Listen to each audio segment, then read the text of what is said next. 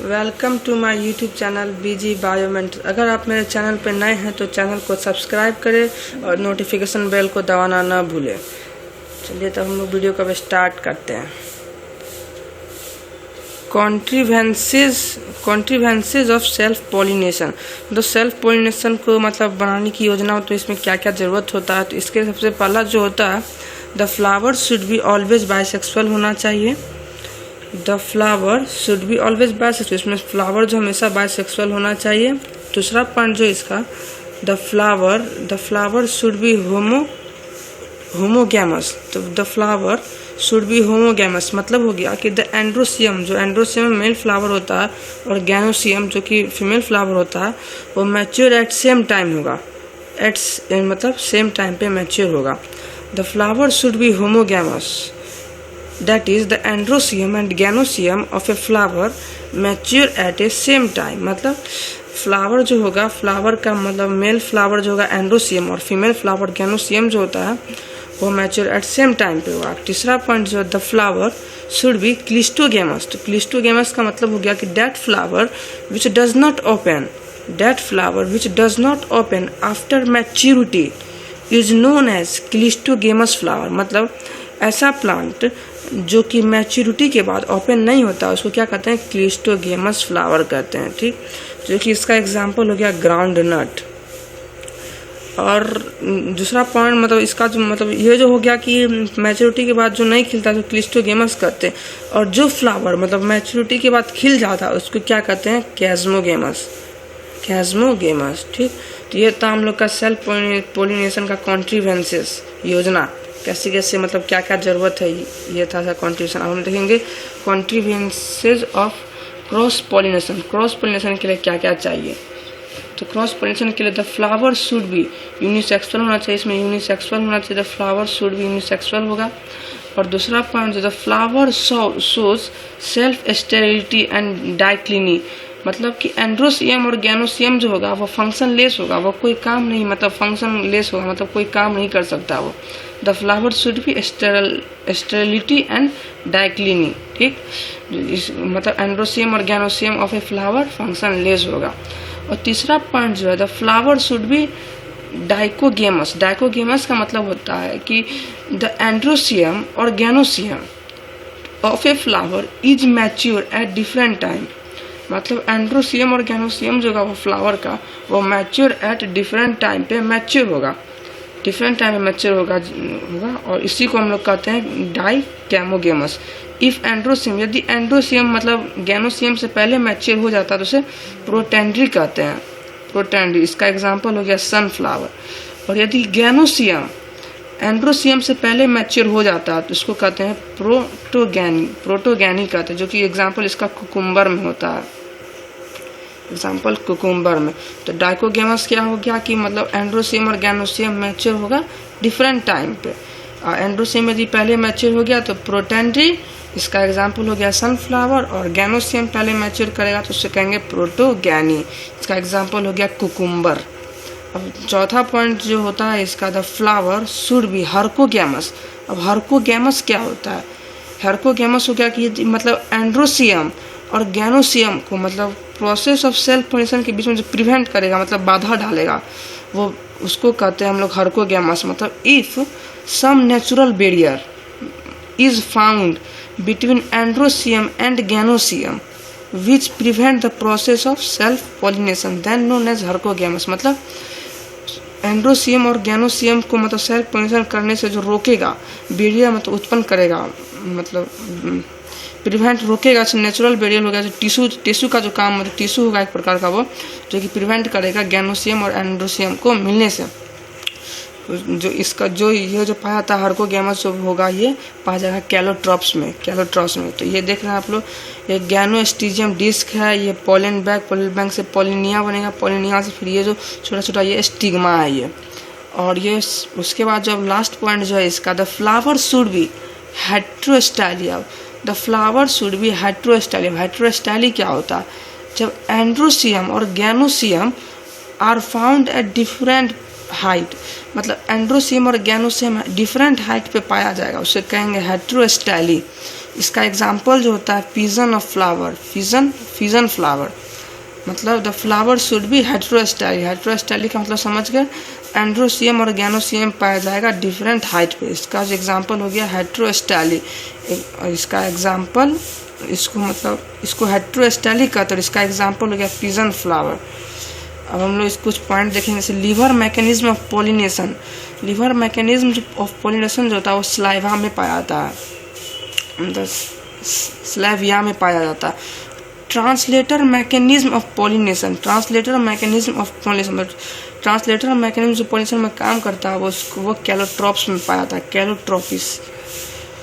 Pollination इन ficus, ficus के द्वारा pollination जो होता है उसे हम लोग कहते हैं ब्लास्टोफाइगा, ब्लास्टोफाइगा कहते हैं। और युक्का के द्वारा जो पोलिनेशन होता है, पोलिनेशन इन युक्का, युक्का में जो पोलिनेशन होगा उसको मतलब किसके, युक्का में जो पोलिनेशन होगा वो किसके द्वारा होगा, प्रोनुवा मॉथ, प्रोनुवा मॉथ के द्वारा युक्का में पोलिनेशन होगा।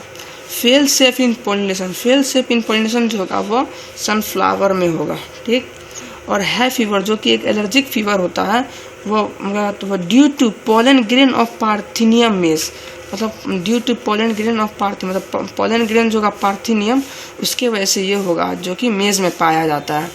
और पोलिनेशन बाय बैट, बैट के द्वारा जो पोलिनेशन होता है उसे हम लोग क्या कहते हैं, क्रिप्टिजोफिली, कैरेप्टेजोफिली। बैट के द्वारा जो पोलिनेशन होता है क्राइप्टेजोफिली कहते हैं। और पोलिनेशन बाय एंट, एंट के द्वारा जो होता है उसको क्या कहते हैं, मायरमिकोफिली, मायरमिकोफिली। एंट के द्वारा पोलिनेशन को मायरमिकोफिली, पोलिनेशन बाय बैट को कहेंगे क्रिप्टोजोफिली। हाई फीवर जो होता है वो जो कि एक एलर्जिक फीवर है वो किस में पाया जाएगा, मेज में पाया जाएगा। और किसके द्वारा होगा, ये पार्थिनियम पोलन ग्रेन के द्वारा होगा। फेल सेफ जो होगा वो पोलिनेशन किस में पाया जाएगा, वो सनफ्लावर में पाया जाएगा। युक्का के द्वारा, युक्का में जो पोलिनेशन होता है वो किसके द्वारा होता है, तो प्रोनुवा मॉथ के द्वारा। और फिकस में जो पोलिनेशन होगा वह ब्लास्टोफाइगा के द्वारा। Translator mechanism of pollination, translator mechanism of pollination जो होगा वो कैलोट्रोपिस में होगा। और लीवर मैकेनिज्म ऑफ पोलिनेशन जो होगा वह सेल्विया में होगा। हम लोग आगे देखते हैं। अब हम देखेंगे फर्टिलाइजेशन। फर्टिलाइजेशन क्या होता है, the fusion of male and female gamete, the fusion of male and female gamete is known as fertilisation. The fusion of male and female gamete मतलब मेल गैमेट और फीमेल गैमेट जब आपस में fuse करेगा उसे फर्टिलाइजेशन कहता है। इसका जो पहला स्टडीज किया था वो स्ट्रासबर्गर किया था। It was first of all studied by Strasburger जो कि 1884 में किया था, ठीक। उसके बाद इट इज ऑल्सो नोन है और इसे साइनगेमी कहा जाता है। स्ट्रासबर्गर इसको पहले एक अध्ययन किया था और इसको जो कहा जाता है इसको साइनगेमी कहा जाता है। साइनगेमी और एम्फीमिक्सिस कहा जाता है। The fertilisation can be studied in following steps.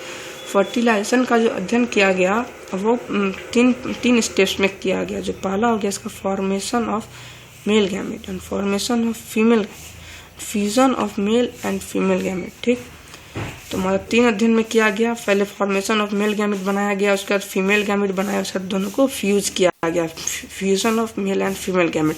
हम एक एक करके देखेंगे फॉर्मेशन ऑफ मेल गैमेट क्या होता है, fusion of male and female gamete क्या होता है, फॉर्मेशन ऑफ फीमेल गैमेट कैसे बनाता है। हम लोग देखेंगे formation of male gamete.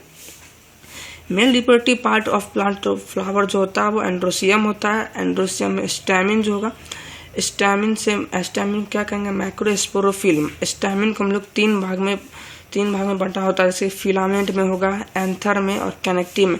Anther का जो दूसरा नाम होता है माइक्रोस्पोरोंजिया, एंथर का दूसरा नाम माइक्रोस्पोरोंजिया। एंथर से फिर पोलन ग्रेन बनेगा, पोलन ग्रेन्स का जो दूसरा नाम होगा माइक्रोस्पोर। एंथर से पोलन ग्रेन बनने की क्रिया को माइक्रोस्पोरोजेनेसिस कहते हैं, माइक्रोस्पोरोजेनेसिस। एंथर से पोलन ग्रेन बनने की क्रिया को माइक्रोस्पोरोजेनेसिस और पोलन ग्रेन से मेल गैमेट बनने की क्रिया को माइक्रोगैमेटोजेनेसिस, जो कि माइक्रोगैमेट से कहा था। तो पोलन ग्रेन से जेनेसिस, ठीक। तो हम देखेंगे एंडोसियम जो होता है सबसे ऊपर वाला भाग जो इसका होता है वो इपीडर्मिस होता है, सबसे ऊपर वाला भाग इपीडर्मिस। और ये छोटा छोटा जो गोल गोल है इसमें जो बिंदा दिख रहा है वो आपको हो गया अर्चिपोरियल सेल, अर्चिपोरियल इनिशियल है ये। और ये जो छोटा छोटा ये दिख रहा है ये सेल अलग अलग, इसको क्या कहेंगे मेरिस्टेमेटिक सेल, जो कि कैपेसिटी ऑफ डिवीजन होता है। इसमें कैपेसिटी ऑफ डिवीजन मतलब ये डिवीजन में मतलब क्या इसके अंदर डिवीजन करता है सेल को, डिवीजन का कैपेसिटी होता है मेरिस्टेमेटिक सेल के अंदर।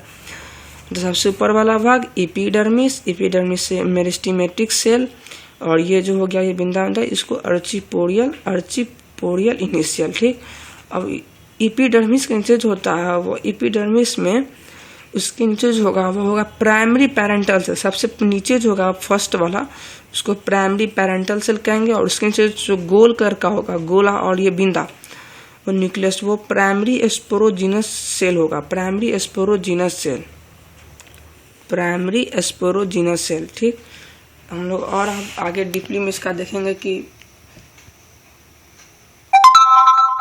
अब जैसे ये हो गया ये इसका क्या कहते हैं पूरा इसका स्ट्रक्चर। देखिए सबसे ऊपर वाला भाग एपिडर्मिस हो गया जो कि एक लेयर का होता है, इंडोथीसियम हो गया जो कि इसके नीचे होता है वो भी एक लेयर का होता है, टेप्टम जो कि इंडोथीसियम के नीचे होता है वो होता है एक लेयर का।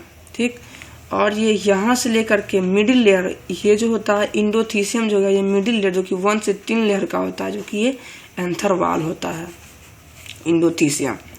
और ये छोटा छोटा देख रहे हैं ये स्पोरोजिनस सेल हो गया। ये स्पोरोजिनस सेल से फिर बनेगा माइक्रोस्पोर, माइक्रोस्पोर मदर सेल से बन जाएगा पोलन टेट्राड, पोलन टेट्राड से फिर बन जाएगा आपको माइक्रोस्पोर टेट्राड, जो कि क्या कहते हैं माइक्रोस्पोर मदर सेल जो होता है वह 2n का होता है, माइक्रोस्पोर मदर सेल 2n का होता है और पोलन टेट्राड 1n का होता है। ठीक, तो उसको हम लोग पूरा एंथर का जो माइक्रोस्पोरोजेनेसिस होता है वो हम लोग देखेंगे कि ये 4 सेल में होता है। जैसे ये 4 1 2 3 4 हुआ ये। ठीक, तो 4 सेल में जो हम सब में एक ही होता है तो हम लोग इसमें सिर्फ देखेंगे। देखिए यहाँ पे ये गोल ये जो होता है ये वाई शेप का जो होता है वो पोलन टेट्राड होता है, पोलन टेट्राड मतलब 3 मतलब इसमें स्पोरोजिनस सेल होता है। ठीक, और ये जो आप लोग जानते हैं सबसे ऊपर वाला भाग एपिडर्मिस, सेकेंड वाला इंडोथीसियम होता है, सबसे नीचे जो होता है इसका टेप्टम होता है, और ये बीच वाला जो लेयर होता है उसको क्या कहते हैं हम लोग मिडिल लेयर, बीच वाला लेयर मिडिल लेयर। और ये दोनों के बीच में जो ये गैप होता है इसको कहते हैं स्टोमियम, स्टोमियम, इस गैप को स्टोमियम कहते हैं। दोनों के बीच में जो गैप होता है स्टोमियम। ठीक, अब हम लोग इसको मतलब थ्योरी में देखेंगे कैसे कैसे क्या होता है। अब तो हम लोग ये फिगर में देख लिया, थ्योरी में समझते हैं इसका मतलब डीपली में। The formation of pollen grain, pollen grain की बनने की क्रिया को क्या कहा जाता है हम लोग देखे अभी माइक्रोस्पोरोजेनेसिस, पोलन ग्रेन की बनने की क्रिया को माइक्रोस्पोरोजेनेसिस। ठीक, तो it takes place in chamber of anther lobe, और ये चैम्बर इन एंथर लोब में ये टेक्स प्लेस करता है। जो the study of pollen grain is known as palynology, मतलब पोलन ग्रेन की स्टडी क्या कहा जाता है पैलोनोलॉजी। और फॉर्मेशन ऑफ पोलन ग्रेन को क्या कहा जाता है, the formation of pollen grain is known as microsporogenesis. Microsporogenesis हो गया पोलन ग्रेन के बनने की क्रिया को माइक्रोस्पोरोजेनेसिस। ठीक, और ये it takes place in chamber of anther lobe, ये कहाँ पे पाया जाएगा, ये टेक्स प्लेस कहाँ पे करेगा, ये चैम्बर ऑफ एंथर लोब में, जो कि यहाँ एंथर लोब हो गया ये इसका एंथर लोब, ये एंथर लोब इसका। The study of pollen grain, pollen grain के स्टडी क्या कहता है पैलेनोलॉजी।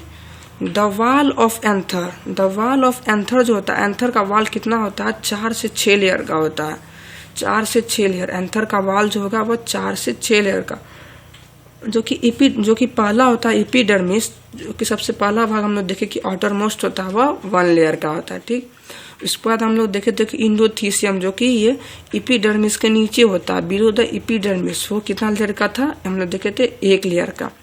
और मिडिल लेयर जो था बिटवीन इंडोथीसियम एंड टेप्टम वो था 1 से लेके 3 लेयर का।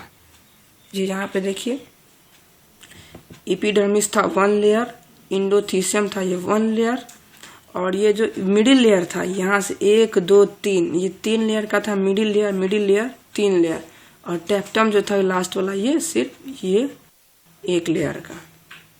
यहाँ पे middle layer between endothecium and 1.3 layer, 1 से लेकर 3 लेयर तक का होता है टेप्टम। तो आगे हम लोग देखते हैं, हम लोग देखेंगे टेप्टम। टेप्टम जो होता है ये सबसे इनर मोस्ट लेयर होता है जो कि 1 लेयर का होता है। ये टेप्टम जो सबसे अंदर वाला भाग होता है वो 1 लेयर का होता है। टेप्टम जो करता है वो प्रोवाइड मतलब न्यूट्रिशन प्रोवाइड करता है पोलन ग्रेन को बढ़ने में, provides nutrition to the development of pollen grain. ये पोलन ग्रेन को न्यूट्रिशन प्रोवाइड करता है जिससे पोलन ग्रेन डेवलप हो पाता है। ठीक है, तो आज का वीडियो हम लोग यहीं पे समाप्त करते हैं। यदि वीडियो अच्छा लगा होगा तो लाइक करें, शेयर करें और कमेंट करें। Thank you.